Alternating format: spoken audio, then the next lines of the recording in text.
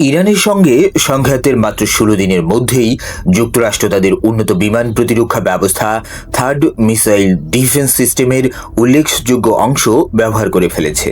এমন দাবি ঘিরে নতুন করে প্রশ্ন উঠেছে মার্কিন প্রতিরক্ষা প্রস্তুতি নিয়ে।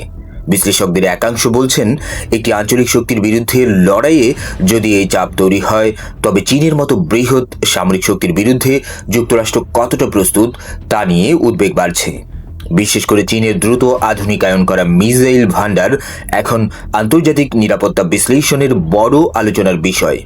তাদের DF-17 মিসাইল হাইপারসনিক প্রযুক্তি মাঝ আকাশের দিক পরিবর্তন করতে সক্ষম, যা প্রচলিত প্রতিরক্ষা ব্যবস্থার জন্য বড় চ্যালেঞ্জ।